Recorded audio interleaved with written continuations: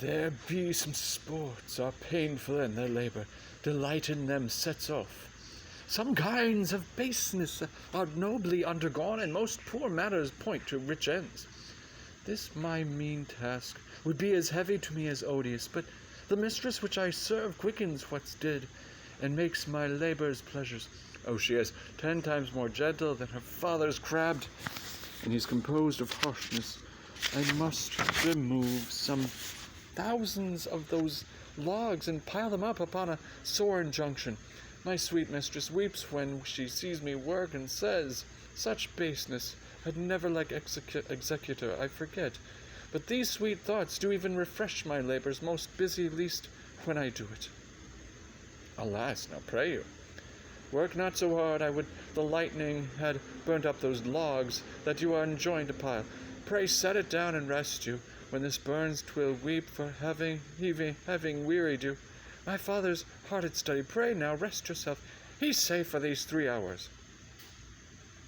Oh, most dear mistress, the sun will set before I shall discharge what I must strive to do. If you'll sit down, I'll bear your logs the while.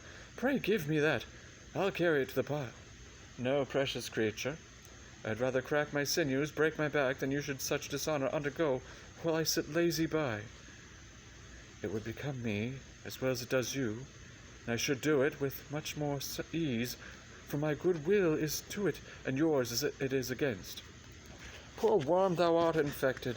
This visitation shows it.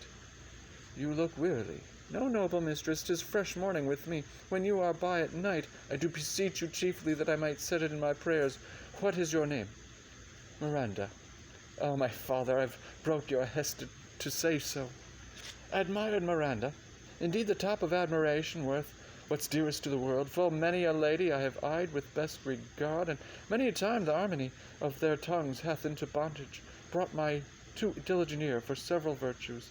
Have I liked several women, never any with so full soul, but some defect in her did quarrel with the noblest grace she owed, and put it to the foil.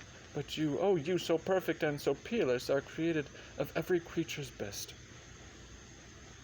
I do know one of my sex, no woman's face remember, save from my glass, mine own.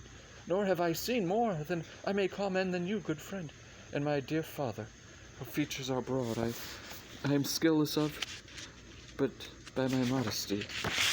The jewel in my dower, I would not wish any companion in the world but you, nor can imagination form a shape besides yourself to like of. But I prattle something too wildly, and my father's precepts I therein do forget. I am in my condition a prince, Miranda, I do think a king. I would not so, and would do no more endure this wooden slavery than to suffer the flesh fly blow my mouth, hear my soul speak. The very instant that I saw you did my heart fly to your service. There resides to make me slave to it, and for your sake am I this patient logman. Do you love me? O heaven, O earth, bear witness to this sound, and crown what I profess with kind event. If I speak true, if hollowly invert, what best is boded me to mischief? I beyond all limit of what else in the world do love, prize, honour you. I'm a fool to weep at what I am glad of. Fair encounter of two most rare affections, heaven's rain, grace on that which breeds between them. Wherefore weep you at mine unworthiness, that dare not offer what I desire to give, and much less take what I shall die to want? But this is trifling, and all the more it seeks to hide itself, the bigger bulk it shows. Hence bashful cunning, and prompt me plain and holy innocence. I'm your wife, if you will marry me.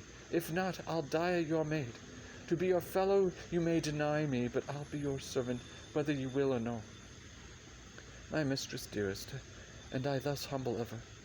My husband then, I, with a heart as willing as bondage heir of freedom, here's my hand, and mine with my heart in it, and now farewell, till half an hour hence, 1,000,000. So glad of this as they I cannot be, who are surprised withal, but my rejoicing at nothing can be more. Out to my book, for yet ere supper time must I perform much business appertaining.